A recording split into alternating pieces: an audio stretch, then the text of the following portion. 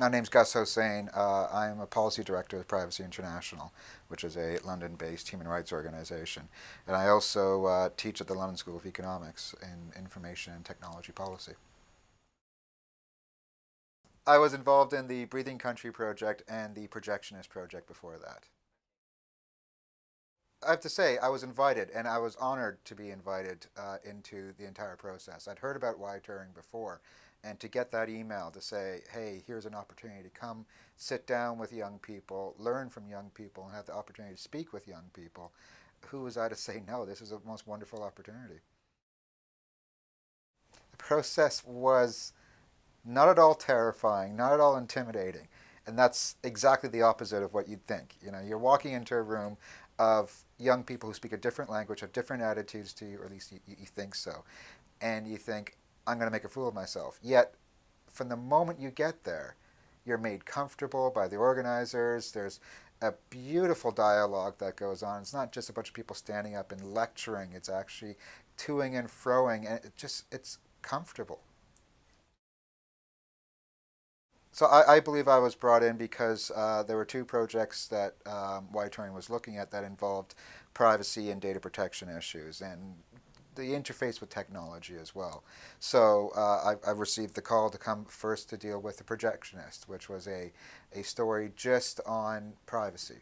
And the second was on The Breathing Country, which was had more to do with medical privacy and just the protection of medical records. I was just incredibly honored to be invited into the room. It was just a pleasure to work with Y-Turing and with the young people, and to also meet the other participants like myself who were invited along.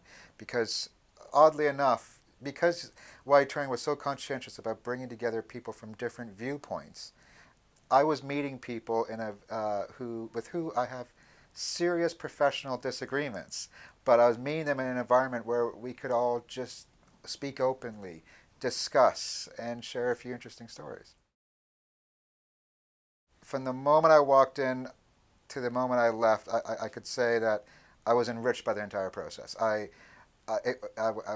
Again, it's impossible to explain how comforting it is to have professionals take you through a day like that, to meet people who you would not normally meet, and to talk with people who you would probably not normally speak with.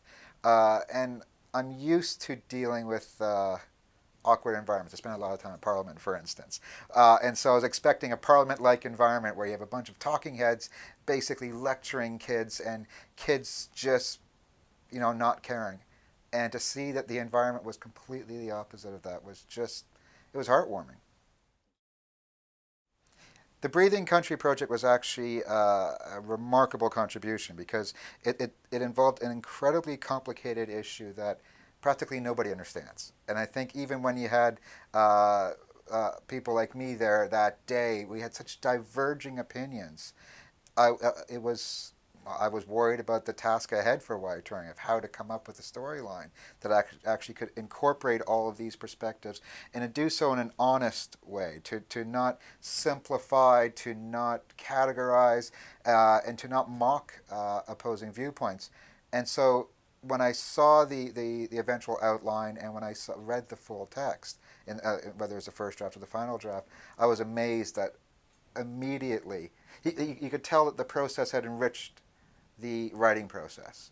You can tell that the author was there in the day and saw the interactions, not just listened to the talking heads, but actually looking at the children and the young people to see what they found interesting.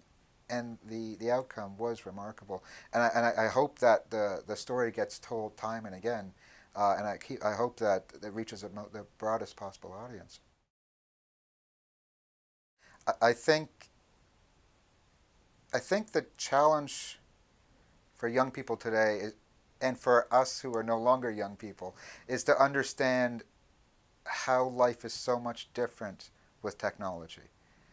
Our own upbringing was influenced intensely by technology. I'm a child of a generation that had to deal with the first home game consoles and then home computers, and the way we interacted with our families and the way we interacted with our friends. It was an influential but not the key factor in our lives.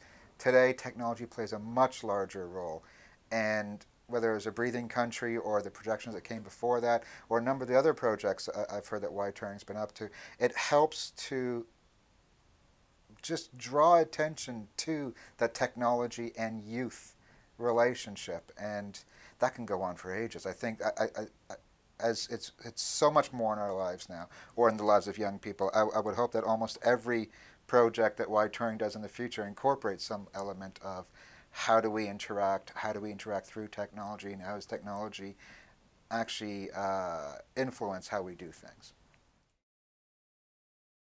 Projectionist project was the first one I was brought in on, and it, it was it was the first time I dealt with that interaction where, yes, you had the talking heads, but you also had all these young people, and you had the wonderful Wide Turing team that helped to manage that environment, so it became a warm and comforting and interesting and dynamic environment to speak. So when I actually had my opportunity to contribute, I ended up saying things that were very personal to myself, very personal about why these issues matter to me. And these aren't the type of talks I give when I speak to other audiences. This was a talk that I gave because I felt comfortable in this environment, and I thought this would be the best way to try to create a sympathetic relationship between myself and the young people and the other speakers in the room. And it was incredibly touching that later, one of the personal stories I told was actually incorporated into the Projectionist play. And it was incorporated so well that I have to say I have a soft spot towards that play now, because it's mildly personal, and it was nice to see how, again, in a balanced way, where you can see the not just the pros and the cons of an issue, but all sides of an issue, to see how things I've faced in my own life were portrayed in that multi-dimensional way. It was remarkable. Policymaking, even technology, science, every domain that you would find in higher education, or you'd find magazines, or you'd find in newspapers, they've all become so damn complex, to the point where it's almost as if we expect the general public to be stupid over all things, and that the only people who should have an opinion are those who are highly enlightened with many degrees and titles to their names. And we run the risk of everything becoming very elitist. Smart people who govern over the generally uninterested masses. I believe that unless there's a constant engagement on these issues, and unless you have all the smart people in the world who spending 90% of their time engaging the public, then they're not doing their job properly. They just don't know how to do that, though. All the people I've encountered in my field and in other fields who are involved in policy making and policy analysis, they understand the intricacies of these issues. But they can never, the hardest task they have is actually bringing these messages in an understandable way to the people that these policies matter to. You know, policies matter to policy wonks because they're very interesting, but these policies actually matter to the general public, so you have to engage. And what Wide Turing does, in its way of engaging and focusing particularly on young people, I don't know anybody who does that. I don't know any other institution. All the countries I've worked in, I can't identify any other institution that does that. That plays that most essential role of bringing, it's not bringing policy down to young people. It's giving me the opportunity to engage with young people, to learn more about how my policy domain matters to these people, and vice versa. Essential. Absolutely essential.